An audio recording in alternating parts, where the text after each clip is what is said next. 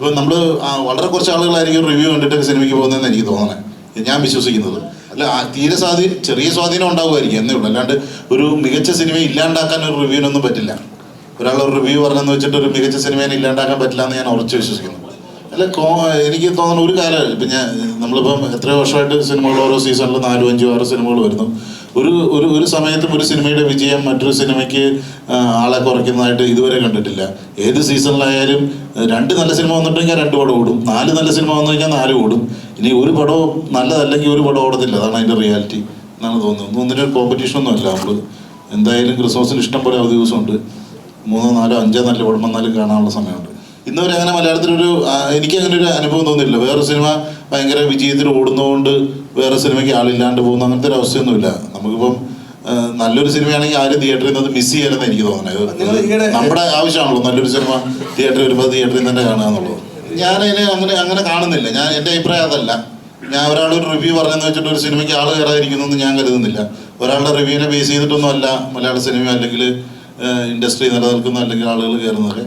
ആളുകൾ ഇപ്പം അതിന് ചെറുതായിട്ട് ചിലപ്പോൾ സ്വാധീനിക്കുകയായിരിക്കും എന്നല്ലാതെ അത്രയ്ക്കൊക്കെ ഉള്ളതെന്നാണ് ഞാൻ കരുതുന്നത്. ഇനിയിപ്പോൾ ഒരാൾക്കോ അല്ലെങ്കിൽ ഒരു റിവ്യൂറിനോ അല്ലെങ്കിൽ 2, 3 പേർക്ക് ഒരു സിനിമ ഇഷ്ടപ്പെട്ടില്ല എന്ന് കരുതി ആ സിനിമ പോപ്പുലർ ആകാതിരിക്കണം എന്നൊന്നും ഒരു നിർബന്ധമില്ല.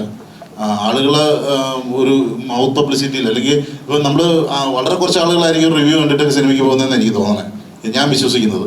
അധികം പേര് നമുക്ക് അടുത്തറിയാവുന്ന ഒരാളുടെ ഒരു പേഴ്സണലി അറിയാവുന്ന ഒരാൾ നമ്മുടെ ഒരു സുഹൃത്ത് ഒരു പടം കണ്ടിട്ട് അയാൾ പറയുന്ന ഫീഡ്ബാക്കിനെ അടിസ്ഥാനമാക്കിയാണ് കൂടുതൽ ആളുകളും പോകുന്നതെന്നാണ് സിനിമ കാണാൻ തീരുമാനിക്കപ്പെടുന്നതെന്നാണ് ഞാൻ വിശ്വസിക്കുന്നത്. ഞാൻ വിശ്വസിക്കുന്നില്ല, എൻ്റെ അഭിപ്രായം അതല്ല. ഞാൻ റിവ്യൂ അല്ലെങ്കിൽ ഒരാളൊരു സിനിമയെക്കുറിച്ച് നല്ലത് പറഞ്ഞെന്ന് വെച്ചിട്ട് ആരും കാണാനും പോകത്തില്ല.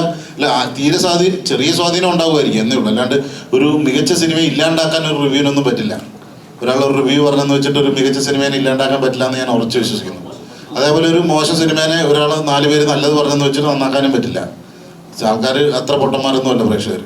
ഒരു ട്രെൻഡ് മാറിയെന്നൊന്നും എനിക്ക് തോന്നുന്നില്ല. അത് ഓരോ സിനിമയുടെ മാർക്കറ്റിംഗ് സ്ട്രാറ്റജി അനുസരിച്ചായിരിക്കും അത് അങ്ങനെ ചെയ്യപ്പെടുന്നത്.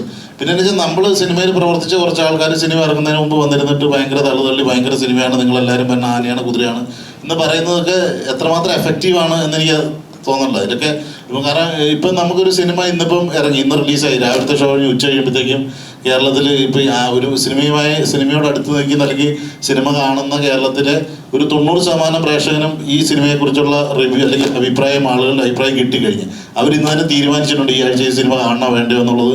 കേരളത്തിലെ മുഴുവൻ പ്രേക്ഷകരും തന്നെ തീരുമാനിച്ചിട്ടുണ്ട്. അപ്പോൾ അതിന് വേണ്ടിയിട്ട് നമ്മളിങ്ങനെ ഒരു മാസങ്ങളുടെ ഒരുക്കമൊന്നും ആവശ്യമില്ല എന്നുള്ളതാണ് തോന്നുന്നത്. അല്ലെങ്കിൽ ഈ സാഹചര്യത്തിൽ അതിപ്പോൾ ഇന്ന് രാവിലെ പടം റിലീസായി വൈകുന്നേരം ഇപ്പോൾ എല്ലാവരും പറഞ്ഞിട്ടുണ്ട് പടം നല്ലതാണോ അല്ലയോ എന്നുള്ളത്. അപ്പോൾ അതനുസരിച്ച് ആൾക്കാർ ടിക്കറ്റ് എടുക്കും, സിനിമ കാണും, അത്രയേ ഉള്ളൂ. അതിനകത്ത് ഭയങ്കര ഒരു തള്ളിൻ്റെ ആവശ്യമില്ലെന്നാണ് ഞാൻ പറഞ്ഞത്. അത് ജസ്റ്റ് ആൾക്കാരെ ഒന്ന് അറിയിക്കുക എന്നുള്ളതാണ് ഇത്ര ആവശ്യമുള്ളൂ തോന്നുന്നു.